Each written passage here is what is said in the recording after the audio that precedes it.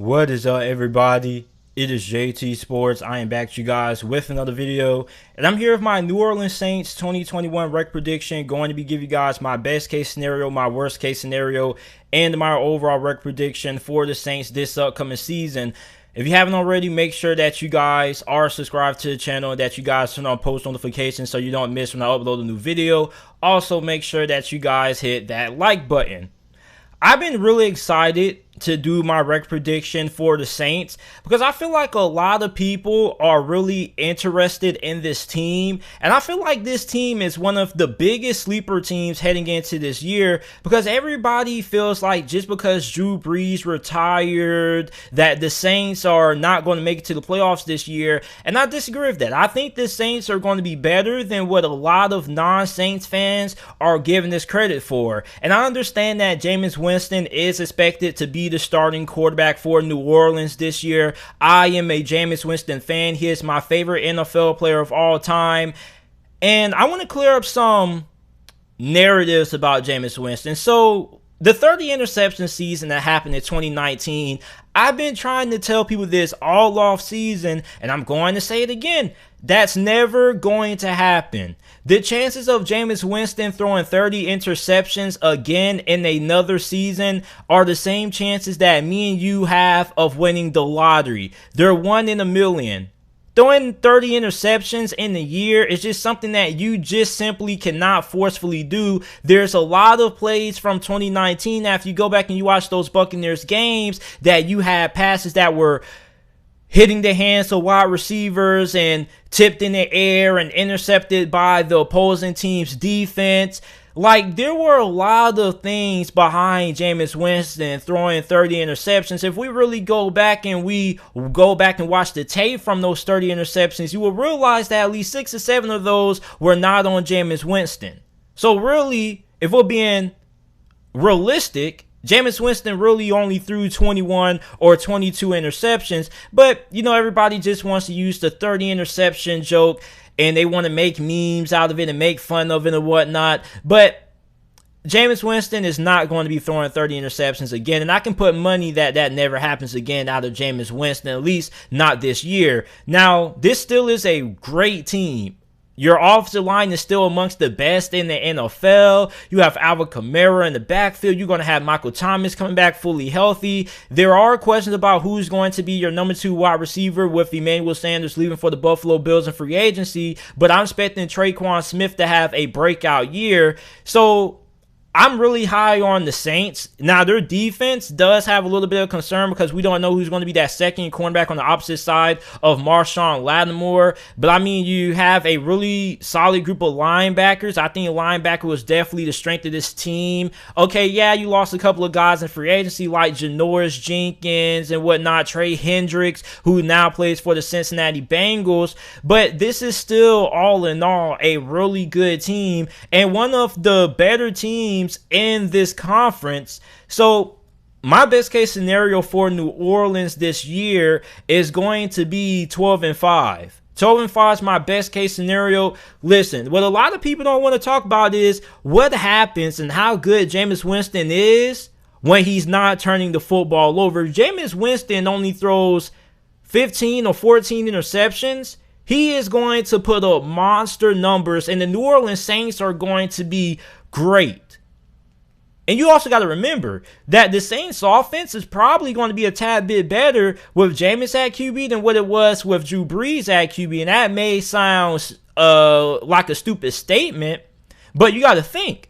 What was the biggest knock on Drew Brees over the last couple of years with him at QB in the Saints offense? They didn't have enough big plays down the field, and they didn't attempt to throw the ball downfield all that often. With Jameis Winston, you have a guy who has a great arm and is really good at throwing the deep ball. So for the Saints, your offense is now going to have that big play factor when it comes to being able to generate those big plays down the field from those downfield throws, which is something that your offense hasn't had in the last couple of years.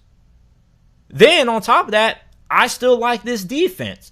And wait, a lot of you Saints doubters out there are forgetting is that this team won this division. And people forget that because the Buccaneers won the Super Bowl, which is all that really matters. But the Saints won this division, and on top of that, they did it without having Drew Brees for a handful of games. So let's not forget that. Let's not forget that the Saints have had success without Drew Brees, and they have won games without Drew Brees over the last couple of years. You remember Teddy Bridgewater came in and won games for this team a couple of years back. Like, Drew Brees is a great, significant loss. He's a future first ballot Hall of Famer. But the Saints have won without him, and you have to give Sean Payton his roses. He's still one of the best offensive minds in the game. He's one of the greatest offensive minds in NFL history. So best case scenario, if Jameis Winston is playing at the level that he can play without turning the football over, this Saints team is going to be downright scary, and they're going to be one of the best teams in this conference. Now, worst case scenario, if Jameis Winston stinks it up and they have to make a quarterback change to Taysom Hill or whatnot, then I think they're probably going to end up going 9-8. Now, that may be me overrating the Saints, because you're probably going to say, well, JT, if Jameis Winston doesn't play good, they have to make a QB change, then what does that mean? This team probably will be winning 9 or less games, and I do agree with that. But I still feel like this team is still going to play really good. I don't think Jameis Winston is going to have a bad year. He may have some high turnover games every once in a while, but I still think that the Saints still are a 9-win team all in all, because you look at the addition of the running game, the defense still is going to be pretty solid. So I think that when you look at the supporting cast that Jameis Winston has around them, this supporting cast, including Sean Payton as their head coach, should still be good enough to get this team to at least 9 wins. So the floor for New Orleans to me is 9 wins. I understand if a lot of you guys feel like the worst case scenario for the Saints probably could be 7 or 6 wins. I'm not going to be mad at you for those statements, but I still think the floor for New Orleans at least is 9-8. Now, before I get into my overall prediction, I want to talk about my 2 biggest swing games for the Saints. Swing games are not must-win games. These are games that are season-defining, pretty much meaning that if you go back and you look at the end of the Saints season this year, you're going to go back and you're going to say, okay, our season went this way after we beat this team or we lost to such and such team. I feel like that week 3 matchup against New England is going to be really big, because I want to see how Jameis Winston is going to perform against a Bill Belichick coach defense. I want to see what is going to be Bill Belichick's strategy for trying to get Jameis Winston uncomfortable. What are going to be the different schemes and the different scenarios that Bill Belichick is going to try to cook up to rattle Jameis Winston, especially on the road in Foxborough, which is a really hostile place to play. Then week 15, you have to face the Tampa Bay Buccaneers, which I think is a big game, because this is a game that pretty much could decide the division, because this is the last time that you're going to play the Buccaneers. And remember that the Saints had the Buccaneers numbers in their last couple of matchups. They beat the Buccaneers twice in the regular season in dominating fashion in both of those 2 games. So you look at the Buccaneers playing them in week 15 with this division pretty much being at stake, and although you do have a couple of extra weeks left, I feel like that week 15 game is going to be pretty much the deciding factor in determining who's going to have the first place race for the remainder of the season after that game. So if the Saints win that game, they very well could be in the driver's seat for winning that division. And if the Buccaneers win that game, then they could probably be in the driver's seat of winning that division heading into week 16. On top of that, you have to face the Dolphins and the Panthers, which I don't think are going to be 2 easy victories. Definitely the Dolphins, who are a playoff team, and the Panthers are a fringe playoff team as well.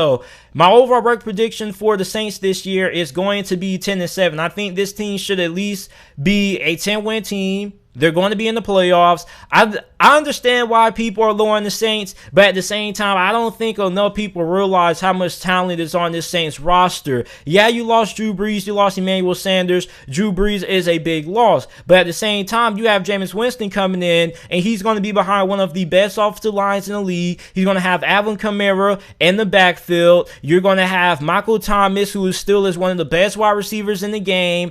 And you have Sean Payton as your head coach. I think that everything is there for the New Orleans Saints to make it into the playoffs this year. And yes, I'm not being biased. I may be a little bit biased, but I'm not being all that much biased. I believe in Jameis Winston, and I believe in Sean Payton. I believe that Sean Payton is going to be able to turn around Jameis Winston, and Jameis Winston is going to have a really great season, and he's going to be able to get the Saints into the playoffs this year. So you guys let me know your record prediction for the Saints down in the comment section down below. Make sure that you guys like the video, subscribe to the channel for more NFL videos and college football videos, and thanks for watching.